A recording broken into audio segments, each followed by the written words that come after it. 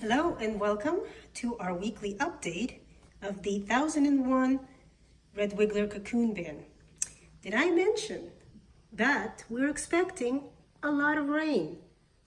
Oh yeah, 4 days worth, and it's been raining all night.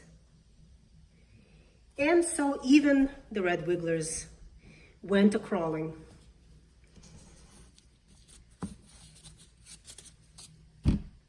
Yep, that's what they do. As soon as the barometric pressure changes, it's just a natural thing for them. But I have no casualties yet. So all in all, aside from a slightly dirty bin, I can't complain. These guys are basically mature. I mean, I can't even say they're babies anymore because this bin has been going for about a little over 3.5 months, something like that, 3.5 months. So the cocoons have hatched and the babies have grown and making their babies of their own. So what I'm probably going to think about doing is maybe splitting the bin to increase the population and also to just keep them nice and chunky. I find that when worms are plentiful in a bin, they may start to lose size. You know, they're great at keeping their population in check, and I think one of the things that happens as well is that they start losing size and weight. I noticed that in my European nightcrawler bin. They are like literally throughout the bedding here. The bedding is great, it's crumbling. And I think this is where the apple was. So, shall we see if this apple is still intact?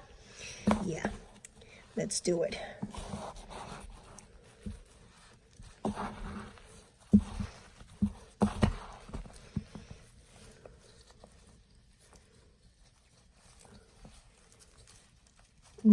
Here's the apple.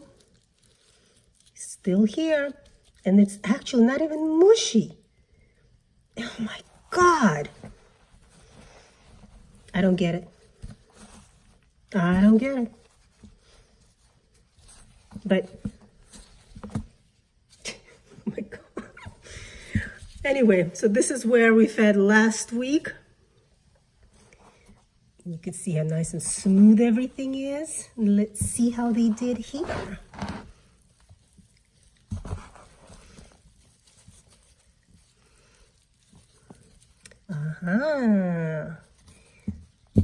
This is where they are, the majority of them in any case. I mean, they are spread out throughout the bin, but a lot of them are here in this bedding, this moist bedding.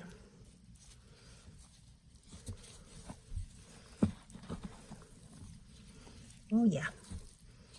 Well, they did pretty good job here. So yeah, I might consider just splitting this bin so that we can keep growing this population in this particular experiment. Now my only dilemma is, where do I put another bin? Oh. Okay, so let's go back to this corner then for feeding, because the apple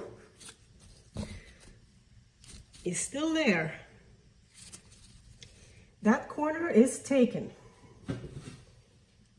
Today they're going to get a very, very smelly, wet feeding consisting of watermelon.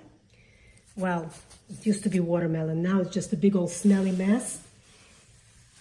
Even I think it's pretty nasty. Oof. Oh my God. It doesn't smell anything like a watermelon. Oh my Lord. Gotta cover this up really fast.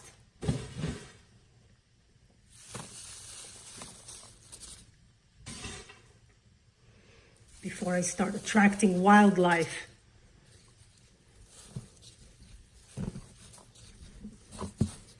That's the beautiful thing about castings.